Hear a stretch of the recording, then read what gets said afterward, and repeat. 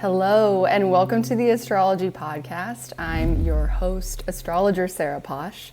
This is the astrology show where we go through every week's astrology and the major transits, weaving them into the lunar phases. This week, we're on the third quarter lunar phase. This is the last phase of every lunar cycle of this Taurus New Moon cycle. So we're going to talk about how to work with the third quarter lunar phase, what that even means. We're also going to talk about some of the major transits happening this week. There's a lot of ground to cover, so we're going to try to get through it as efficiently and joyfully as possible. And we're going to try to just set ourselves up to really transition into the next lunar phase, the Gemini New Moon. Gemini season is upon us. It is here.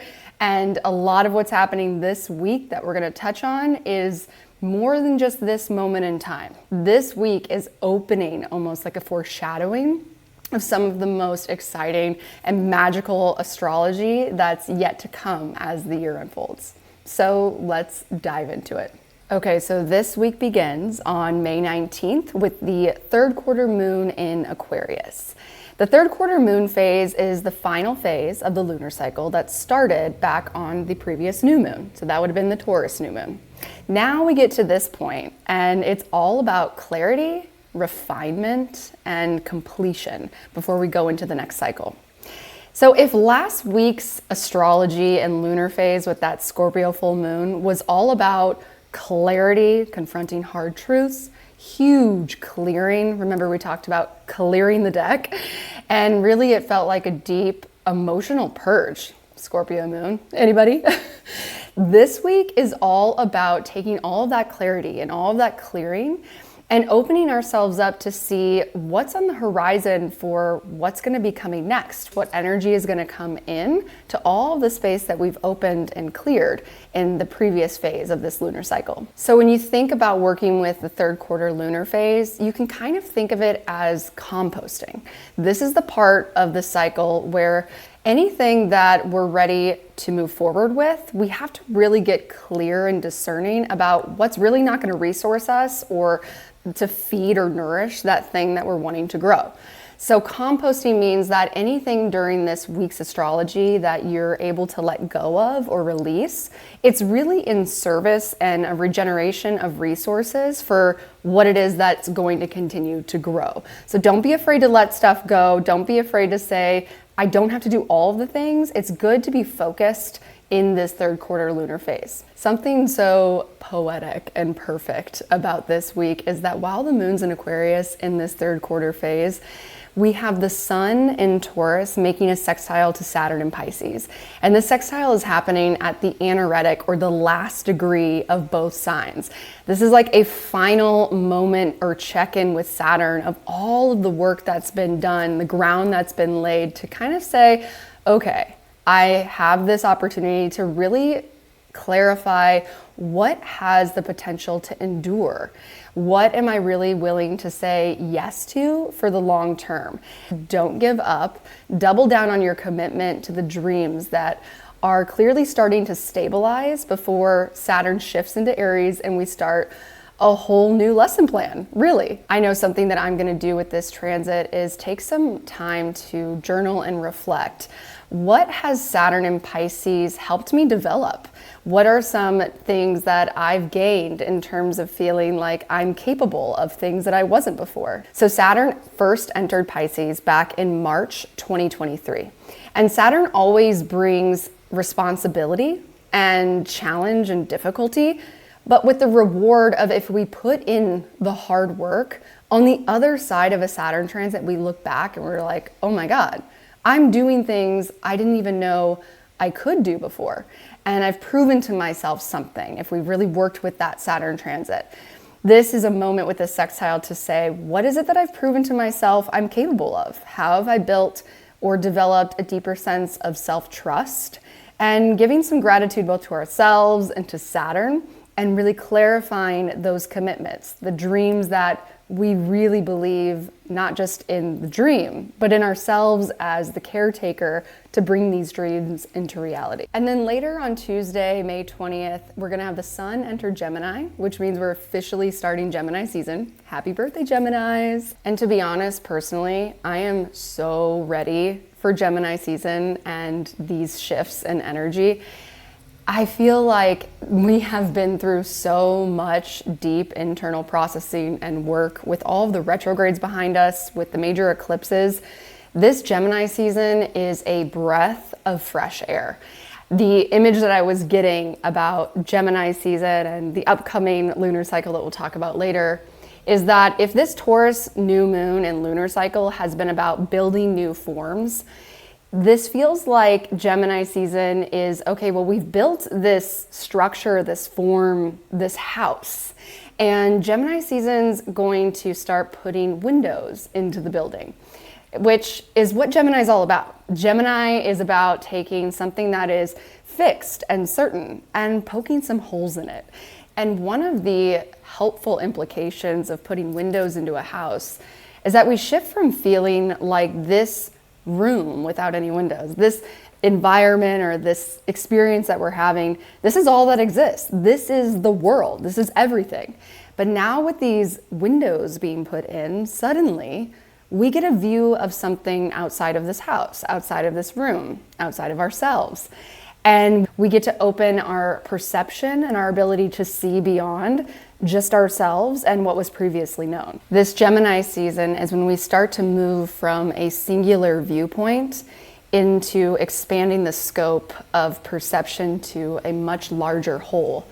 And that's emphasized and intensified even more because right now we've got Neptune in Aries, we've got Pluto in Aquarius, and coming up this summer, we're gonna have Uranus in Gemini. These are outer planets. These are planets that help us see beyond Saturn, the limits of our mundane 3D reality. So it feels like not only do we open this window of perspective outside of ourselves, but it's so much bigger and vaster, and it's tapping us into possibility and innovation and collective impact that wasn't possible before. This is the moment when we start being invited to curiously explore beyond what is known to us or what was previously known to us. Gemini needs to explore and be curious. It's not about finding the right answer. It's not about being right. The debate with Gemini is about opening up to, well, what else could work? What else could be possible? It's a debate of potentiality or consideration. I know that I've gotten in debates with some of my favorite Geminis before, and I love it because you can tell that they're not trying to be antagonistic against your viewpoint. What they're trying to do is challenge your certainty. And sometimes we hate that about Gemini because we're like, can we just do it the way we know works? And oftentimes we love that because Gemini helps us see something that before maybe we were too closed off to seeing. And this Gemini season, babe, you want to be open because there's a lot to potentially see that you've never seen before. Okay, so the other thing that I've been thinking about with Gemini season starting and some of these new transits and new territory is the idea of map making. It's as if right now we recognize that the old map that we had for how we need to get from where we are to where it is that we're going is no longer really efficient. This Gemini season, we get to create a new map system. We get to gain new resources and connections that are going to lead us to some secret pathways forward that gets us to where we're going, but not in the way we would have expected. I'm totally stealing this from my dear friend, astrologer Alexandra Blair with 9 Lives Astrology. If you're not following her, you need to. She's amazing. But she is a Gemini, a Mercury Cazimi Gemini, we love. And she's shared with me before that one form of intuition for her as a Gemini is curiosity. And I think that's so perfect for this season and really for all of the big astrology that's happening with these air sign activations. The truth is we are standing in completely new territory in pretty much every realm of our lives. So the more we can lean into curiosity as a source of intuition, it seems like that's going to be the way that we really open ourselves up to be receptive for these new pathways for making these maps forward. So really, as the sun enters Gemini, checking in with yourself. Are you familiar with the voice of curiosity? What does the voice of curiosity sound like for you? And if you find yourself following a path and suddenly the voice of curiosity shows up and it feels like it's taking you off the path, what would it be like to just follow it, to just see where it takes you? This might not feel like a linear pathway or trajectory. This isn't a step-by-step methodical Taurus time. This is about taking the zigzag route, letting curiosity lead you, and maybe getting somewhere faster because you weren't getting in your own way with a predetermined plan. And really tying these themes of travel and movement and momentum into the third quarter lunar phase that we're in this week, I'm thinking about traveling lighter. I'm thinking about this sense of a change in weather, where what is it that I can take off? What is it that I can unpack so that I can travel lighter wherever this Gemini season wants me to go? So you could do this by doing an actual closet purge. You could go into your closet and allow yourself to release or let go the things that maybe served you in the past. Like when you put them on, it felt really good and really comfortable. But when you put that on, is it keeping you stuck to the past? Or is it helping you feel excited and inspired about where you're moving towards? You don't know what you don't know yet. So this week, as this new energy and information and connections start to come in, this is us really acknowledging, oh wow, if I open myself up to where this wants to take me, to what's possible, am I willing to let go of what might be weighing me down or keeping me stuck in what was? All right, I could talk about Gemini all day, but we gotta keep going because there's so much ground to cover.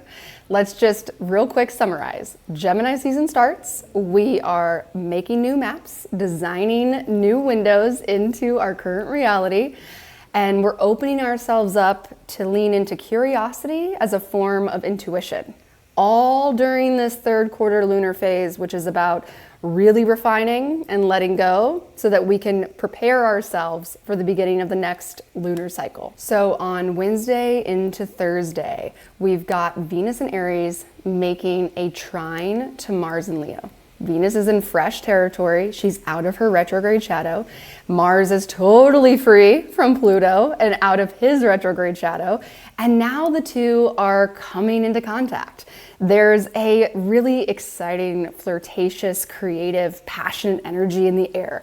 This is not a time to sit at home and watch your rom-coms. This is a time to put yourself out in the world with other people, to make connections, to maybe go for a dancing class or to try a local restaurant you've never been to and have a conversation with a stranger who just happens to be really passionate about something that's synergistic and collaborative with the things that you're up to. The more that we can be available to connect with the people, that together we can go even farther. We can do something even more fun or creative when we come into collaboration. So it feels like a foreshadowing of the people that are going to be coming with us on this journey.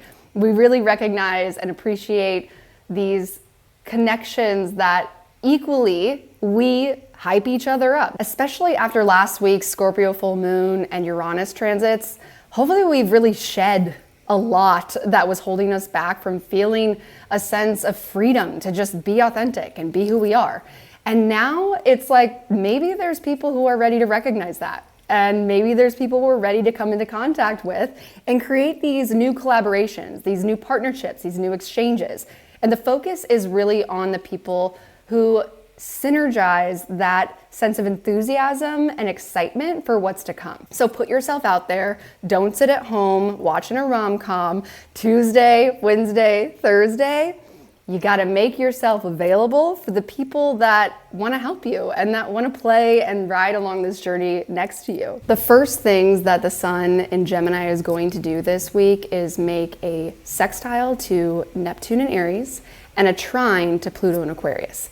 And if we come back to our image of map making, this is when we get in touch with a source of guidance that's beyond what it is that we expected or previously assumed was possible and how to move forward. It feels like it's stopping us and saying, whoa, whoa, whoa, whoa, whoa. Before you even start exploring this new territory, before you even start making this map, I need you to understand and recognize there's something here that you never considered before. There's a re-infusion of inspiration for the things that we've been dreaming about, these big dreams. And because it's on the same day as Venus and Aries trine Mars and Leo, I suspect that this is probably going to come from another person. This is going to be like having a conversation with somebody you've never had a conversation with. That opens your viewpoint into, oh my God, wait, somebody's done this before? Or somebody else is thinking about doing this too? What if we did it together? This is the day we put in that window in our building of reality. This is the day when we open our viewpoint into something so much bigger and greater. This is a time to listen. This is a time to explore that curiosity as intuition. I'm really going to be paying special attention to any sort of synchronistic messages that might come through, or maybe conversations. Sometimes Neptune is like when you're watching a movie and all of a sudden it's like the characters in the movie on the screen are speaking directly to you if you're listening, and this is that moment. There's some sort of divine intelligence and inspiration that's trying to communicate with us. And I love that as we're getting this expansion of the vision, we're getting this confirmation and glimmer of the direction we're going towards, this divine source telling us, yes, keep going. And then what's so cool is on Saturday, May 24th, we're gonna have the sun in Gemini trine Pluto in Aquarius. The trine to Pluto feels like these underground tunnels that are coming into clarity. This is getting tapped into resources that completely change the game of what's not only possible, but how fast we can make something happen. Now, all of a sudden, everything changes. The timeline changes. The potential of what you can do on your own completely changes. That's going to change your entire plan. It's going to change your entire trajectory of not only what's possible, but what it's going to take and require for you to make it happen. It might actually be so much easier than you previously expected. The same day as the Sun trine Pluto in Aquarius on Saturday, Mercury in Taurus is going to make a conjunction to Uranus. This further layers on those themes of innovation and discovery. And it also further emphasizes this invitation to put ourselves out there in new ways. This is about really letting ourselves freely express our unique idea, to really be just authentic in the way that we share what it is that lights us up and we're excited about, and to put ourselves into stimulating conversations or in places where there's information that we have access to that opens our mind, opens our scope. Mercury-Uranus conjunction can also feel like a lightning bolt of insight or clarity. I always tell clients who are going through a Uranus transit, so all of us this weekend, write everything down. You don't have to take action on every single thing you write down, and you don't have to do anything with the ideas necessarily right now, but definitely document every random, seemingly random idea that comes through, the dream messages, the conversations that you have. If it's stimulating a sense of potential in you, write it down. I feel like it's definitely bound to bring some sort of shock and surprise.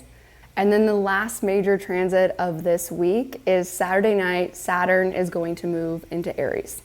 This is the final shift of entering into new territory that's happening during this Taurus lunar cycle. Now Saturn has arrived, and not only do we start to really build to the Saturn-Neptune conjunction that's forming and will come into exact in February 2026, but it's going to get to within a degree this summer. So we're in Saturn-Neptune. And what does that mean? That means that starting Saturday night, all of those new dreams that Neptune and Aries has been infusing and inspiring us with, now Saturn's here to say, all right, babe, that's a good idea, or really cool dream you've got there. Now it's time to get serious about what it's going to take to make it a reality. We get to start a whole new lesson plan with Saturn in a whole new area of our lives. And what's really helpful and supportive in the astrology this weekend is that just hours after Saturn enters Aries, we're going to have Mercury cross into Gemini, making a sextile to Saturn in Aries.